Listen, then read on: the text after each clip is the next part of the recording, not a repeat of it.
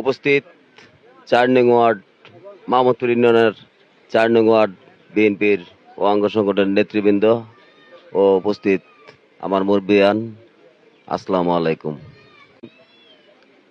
দেশনেত্রী, সাবেক ৩ বারের প্রধানমন্ত্রী, গণতন্ত্রের মা বেগম খালেদা জিয়া আজ আমাদের মাঝে নেই। কেন্দ্রীয়ভাবে ৭ দিনের শোক প্রস্তাব গ্রহণ করেছিল। সেই শোক প্রস্তাব শেষ করে আজকে আমরা বেগম খালেদা জিয়ার জন্য দোয়া ও মিলাদ মাহফিলের আয়োজন করেছি।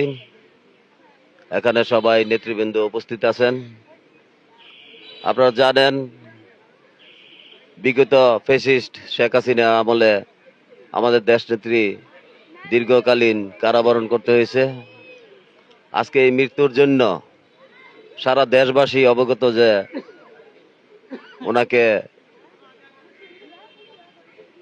অনেক অত্যাচার নির্যাতন করে ওনাকে নিঃশেষ করে দিয়েছিল। ওনার বাড়ি থেকে টেনে হিসড়ে বের করেছিল।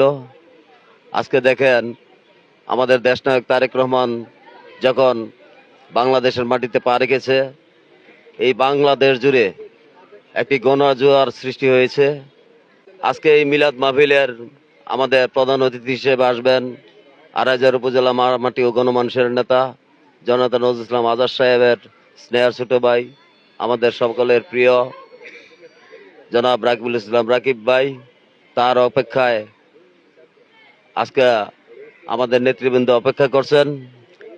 আমরা দোয়া করি আল্লাহ পাক যেন আমাদের দেশনেত্রী ও সাবেক ৩ বারের প্রধানমন্ত্রী বেগম খালেদা জিয়াকে যেন বেহেশত নসিব করেন।